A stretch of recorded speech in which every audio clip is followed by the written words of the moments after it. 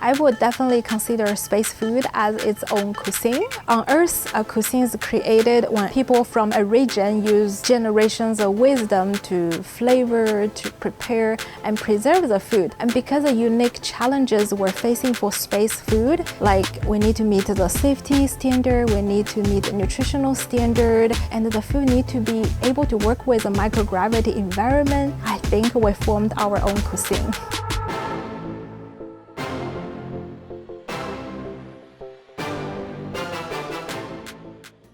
My name is Shilei Wu. I'm a food scientist by training, working in the Space Food System Laboratory. We create and produce space food for various space programs. I'm the food system manager, so I work with our team and also our counterparts outside of the food lab to ensure timely delivery of the space food to support International Space Station and very soon Artemis 2 mission.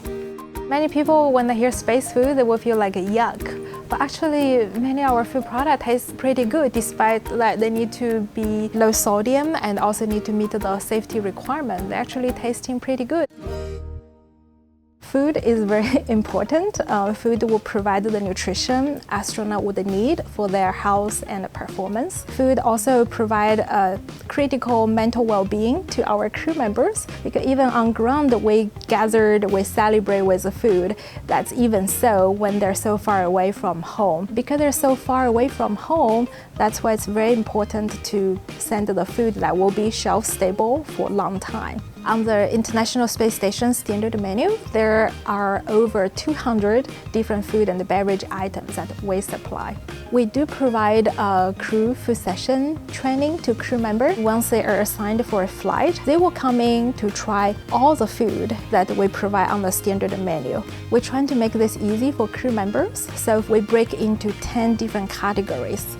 So in those categories, we have breakfast, where they can find scrambled egg, where they can find granola and blueberry, where they can find their old cereal. And then for lunch and dinner, then we break down to like vegetable and soup, meat and fish, side dishes, and then we also have snack and a dessert for crew members to choose as well. Among the space food we send to International Space Station, there are several major types. The first type, those green pouches, those are thermal stabilized food. They're just like the canned food you can find in grocery store. This type of food utilize high heat to make the product sterile so that they do not require refrigeration or freezing. They can heat up or eat as is by just opening the pouch. The other type of food we send out, this is a freeze-dried product. Freeze-drying is a process to remove most of the water out of the food. By removing the water out of the food, the weight becomes super light. And once crew members add water back before consumption, that will reconstitute and represent the texture of this product again. So the food we provide right now to our astronauts, we consider as ready to eat. So that means the crew member, all they need to do is either put this pouch inside of the food warmer to heat it up if they prefer to warm, or they add water. If it's a free-dry product, they will need to add water first, and then they can heat up or let it hydrate for 10-15 minutes before they open up and they eat. In the microgravity environment, water is super critical. Water acts like a glue bonding the food together, and thanks to the surface tension of water, that allow crew member to open the pouch carefully and use a spoon to scoop the food and deliver that into their mouths.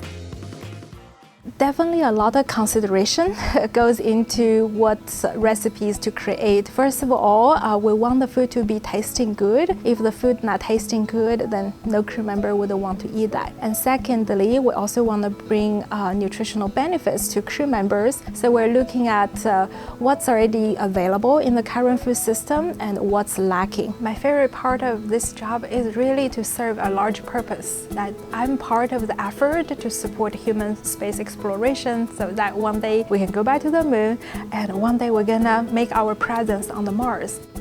As we're preparing for those longer exploration missions, we're in the process to evaluate the shelf life because for the longer exploration mission, it needs longer shelf life. Right now for International Space Station, we're targeting 3-year shelf life. For Mars mission, we're targeting 5 to 7 years shelf life. So our food scientists are working to see what approach we can put in to ensure the food will still be good and nutritious 5-7 years after.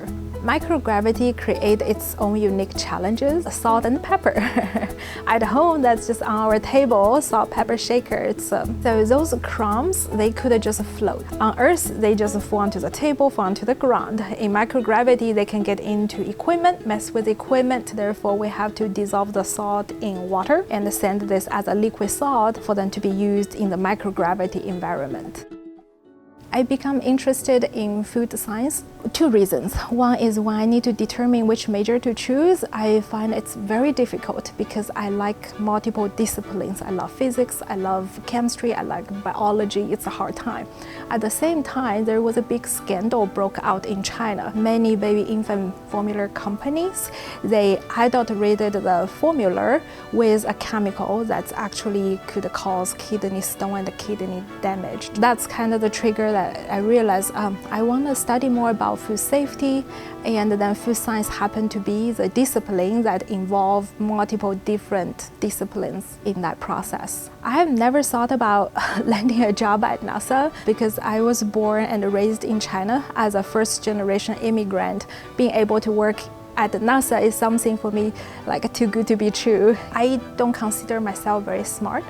I'm very hardworking, and I think it's important to discover what is your true interest, your true passion, what subject do you love the most, and then connect this to a career that is making contribution to the society. If you run into some issues and doubt yourself to be the right fit for the STEM field, my advice to you would be, it's okay to have a difficult time. Give it a try, give it a shot.